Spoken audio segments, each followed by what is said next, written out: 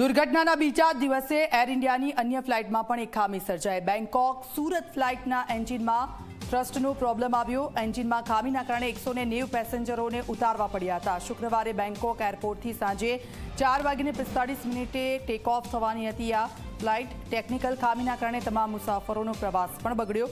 મોડી રાત સુધી એન્જિનની ટેકનિકલ ખામી દૂર થઈ શકી નહોતી।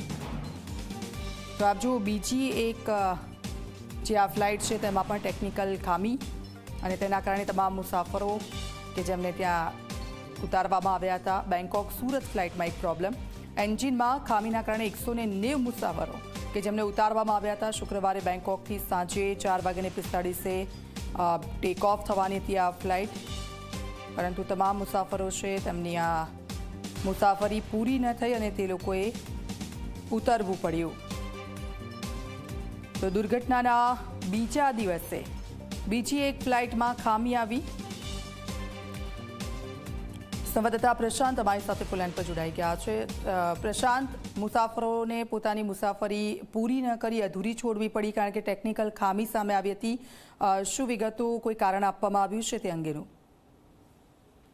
જી દીક્ષિતા, બિલકુલથી જે રીતના અમદાવાદમાં પ્લેન ક્રેશની દુર્ઘટના બની છે અને એના બીજા જ દિવસે જે રીતના બેંકોકથી સુરત જે છે ફ્લાઇટ આવવાની હતી તેમાં ટેકનિકલ ખામી સર્જાઈ હતી। મહત્વની વાત એ છે કે એ ફ્લાઇટમાં 190 જેટલા પેસેન્જરો હતા, પરંતુ ટેકનિકલ ખામી સર્જાવાના લીધે તમામને જે છે ઉતારી લેવામાં આવ્યા હતા। કારણ પ્રોબ્લેમના કારણે ફ્લાઇટ જે છે ટેક ઓફ થઈ શકી ન હતી।